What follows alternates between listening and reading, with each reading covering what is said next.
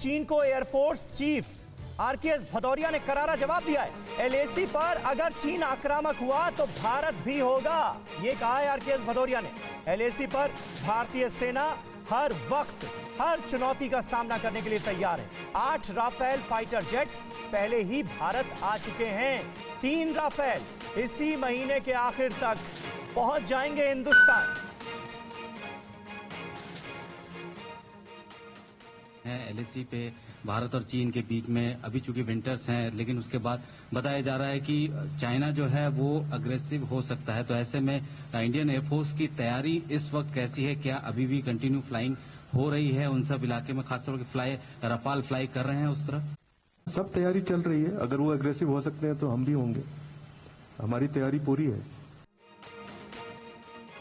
अश्विनी श्रीवास्तव, तैयारी पूरी है और अब तो राफेल भी है।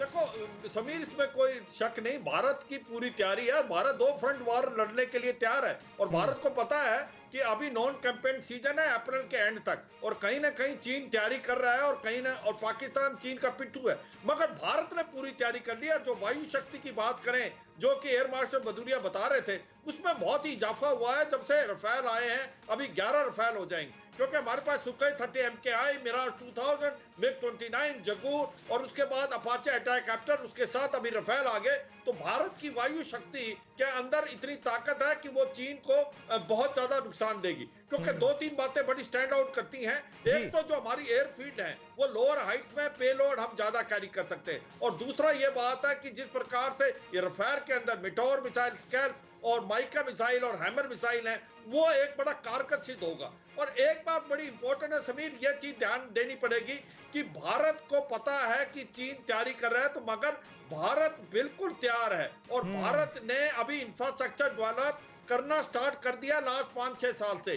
देर आए दुरुस्त आए, यह सच्चाई है कि चीन ने 70 साल तक इंफ्रास्ट्रक्चर डेवलप किया, हमने इसका ध्यान नहीं दिया, पर लास्ट 10 साल में हम कैचअप कर रहे हैं। ये जो अरुणाचल में भी हुआ, इसका यही मतलब है कि अब जब से ऑपरेशन फैल्कॉन हुआ था, ऑपरेशन चेकमेट 1990 में, उसके बाद भारत ने कोशिश की है कि अपने जो है बॉर्डर एरिया को डेवलप करो, इंफ्रास्ट्रक्चर बिल्डअप करो, कैपेसिटी बिल्डिंग करो, और यही हम लद्दाख के अंदर कर रहे थे। तो चीन जो है अभी इसके ऊपर प्रॉब्लम डाला है। ये दरबुक शोक दौलत बेग ओल्ड रोड और उसके बाद जो फीडर रोड जा रही थी, उसके ऊपर चीन अभी प्रॉब्लम डाल रहा था। भारत ने बताया जब आप इंफ्रास्ट्रक्चर डेवलप कर रहे थे अपनी तरफ, तो भारत ने कोई भी प्रॉब्लम नहीं की और पॉइंट नहीं किया। आप क्यों कर रहे हो? अच्छा अश्विनी श्रीवास्तव, अरुणाचल का जब जब जिक्र होता है, अरुणाचल के जो भारतीय जनता पार्टी के सांसद हैं वो भी इस बात को कई बार लोकसभा में भी कह चुके हैं कि इस मामले को हमें गंभीरता से लेना चाहिए। चीन वहां पर लगातार हिमाकतें कर रहा है, हमारी सीमा में 50-60 किलोमीटर अंदर घुसकर बैठा है अरुणाचल प्रदेश में।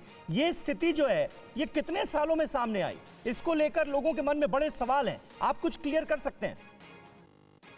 हाँ देखो, इसमें क्लियर करने वाली बात यह, मैं यही बताऊंगा कि भारत और जो अरुणाचल के बीच में बॉर्डर है वो मैकमैन लाइन है, वो जो 1914 में शिमला में हुआ था। तो अभी सच्चाई ये है कि भारत जो है ये बार बार बताता रहा है कि भाई जो 1959 के बाद जो सूचूरी के अंदर एक गांव बना है, ये पहले भी चीन के पास पोस्ट थी, उसको ही गांव बनाया, और 3 गांव जो उन्होंने मैकमोहन लाइन के अपने नॉर्थ में बनाए, साउथ में नहीं।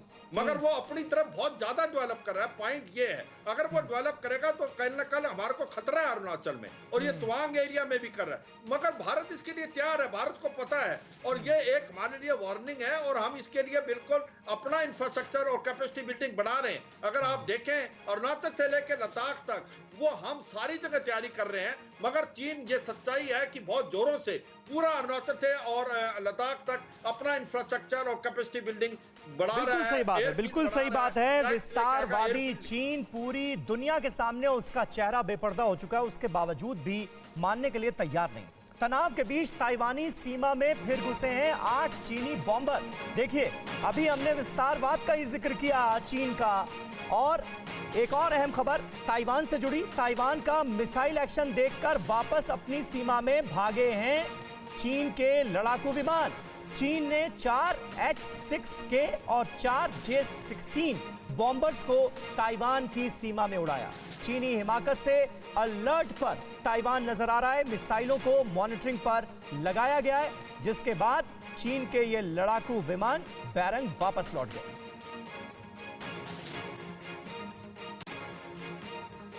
और चीन ताइवान तनाव के बीच अमेरिका की एंट्री, ताइवान के समर्थन में खुलकर आया अमेरिका। बाइडेन सरकार को चीन की सीधी चेतावनी सामने आई है। अमेरिकी विदेश विभाग ने बड़ा बयान दिया है, कहा है कि इंडो पैसिफिक में सहयोगी के साथ है यूएस। प्रोफेसर राजन कुमार, यानी चाहे डोनाल्ड ट्रंप हो या जो बाइडेन, ताइवान के साथ अमेरिका खड़ा रहेगा, यह साफ संदेश। जी समीर, आपने बिल्कुल सही कहा। ताइवान एक छोटा सा देश है, उसका पॉपुलेशन देखेंगे तो 5 लाख से भी कम है। और ताइवान बिना अमेरिका या बिना यूरोप के सपोर्ट का वहां, और या जापान के सपोर्ट का वहां कुछ नहीं कर सकता। लेकिन एक अमेरिकन पॉलिसी में भी दिक्कत है, वो ताइवान को क्यों नहीं रिकॉग्नाइज करता है। अगर ताइवान को आप खुलेआम सपोर्ट करना चाहते हैं तो ना तो ट्रंप ने रिकॉग्नाइज किया, आप देखेंगे कि बाइडेन एडमिनिस्ट्रेशन भी उसको सॉवरेन स्टेट के रूप में रिकॉग्नाइज नहीं करता है। तो ताइवान को बहुत छोटे छोटे 12-13 देश हैं जो कि रिकॉग्नाइज करते हैं, भारत भी उसको नहीं करता है। तो उससे क्या है कि ताइवान की समस्या हो जाती है कि वो इंटरनेशनल फोरम में चाइना के इशू को ले भी नहीं जा सकता है। लेकिन ये एक तरह से कि एक जियोपॉलिटिकल टसल चल रहा है जहां पे कि अमेरिका और यूरोपियन कंट्री, जापान ताइवान को सपोर्ट करते हैं, भारत भी सपोर्ट करता है। लेकिन अभी एक चेंज ये आया है कि दोनों देशों के बीच में जो डिप्लोमेटिक जो इंटरेक्शंस होते हैं, जो एक्सचेंज होते हैं, उनको रिकॉग्निशन मिल रहा है। अमेरिका उसको रिकॉग्नाइज करने की कोशिश कर रहा है, तो वो उससे चीन घबराया हुआ है। चीन को लगता है कि अगर ये बाद में चल के कहीं रिकॉग्नाइज कर लें तो चीन की समस्याएं बढ़ जाएंगी, और इसीलिए चीन ताइवान पे हमेशा दबाव बना रहा है। अचल कुमार मल्होत्रा साहब, आने वाले वक्त में ताइवान को लेकर हमारा रुख क्या और ज्यादा क्लियर हो सकता है? आज की तारीख में अमेरिका तो ताइवान के साथ चट्टान की तरह खड़ा हुआ नजर आ रहा है, लेकिन आधिकारिक तौर पर मान्यता ताइवान को क्या मिल सकती है आने वाले इस दौर में, और उसमें भारत का रुख क्या हो सकता है? देखिए समीर, जहां मेरा ये मानना है कि भारत का जो ताइवान को लेकर रुख है जी, short of giving a full recognition, हमने बहुत सारे ऐसे स्टेप्स उठाए हैं जिससे हमने ये इंडिकेट किया है कि हम ताइवान को ज्यादा से ज्यादा हम उसको इंगेज करेंगे। हम उसके नेशनल डे में हमारे पॉलिटिकल लीडर्स का जाना, अटेंड करना, और दूसरी तरफ पहले से हमारा एक स्टेट रिप्रेजेंटेटिव ऑफिस पहले से है वहां पे, तो धीरे धीरे हमने उनसे इंगेजमेंट बढ़ाई है, उनके इश्यूज को WHO में उठाने की कोशिश करी है। लेकिन क्या आने वाले इन फोर्सिएबल फ्यूचर में हम उसे फुल स्केल रिकॉग्निशन देंगे, ये कहना मुश्किल होगा। हाँ, एक चीज मैं आपको बता देना चाहता हूँ, हमने ऑफिशियली वन चाइना पॉलिसी को अभी तक जो है डिनाउंस नहीं किया है। लेकिन अगर पिछले आप 7-8 साल की स्टेटमेंट्स उठा के देखें, तो जो भी हमने चाइना के साथ जॉइंट स्टेटमेंट्स इश्यू करी हैं, उसमें हमने वन चाइना पॉलिसी के कोई भी रेफरेंस नहीं दिया है। और जहां तक मेरी जानकारी है, यूएन में एक बार हमारे सुषमा स्वराज जी जब थी विदेश मंत्री, तो उनके चाइना के काउंटर पार्ट से कुछ बात हुई थी इसी बात को लेके, तो उन्होंने भी साफ साफ कहा था कि आप वन इंडिया की बात क्यों नहीं करते हैं। अगर आप वन इंडिया की बात करेंगे तो हम भी वन चाइना की बात करेंगे। तो ये बात तो तय होगी कि वन चाइना पॉलिसी हमने ऑफिशियली तो उसको जो है अबंडन नहीं किया, लेकिन फॉर ऑल प्रैक्टिकल पर्पसेस अब हम वन चाइना पॉलिसी को प्रमोट नहीं करते या उसको एंडोर्स नहीं करते। साथ ही साथ धीरे धीरे हमने ताइवान के साथ अपनी एंगेजमेंट बढ़ा दी है, और बहुत से ऐसे इंडिकेशन दिए हैं कि आने वाले समय में हम इसको और भी ज्यादा एंगेज करेंगे।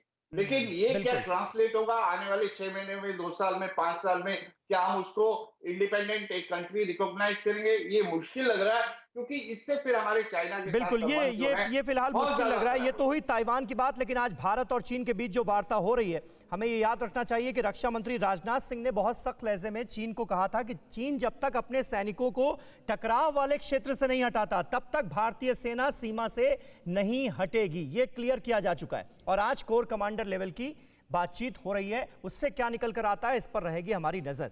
परवाह देश की, सोमवार से शुक्रवार रात 10 बजे TV9 भारतवर्ष पर।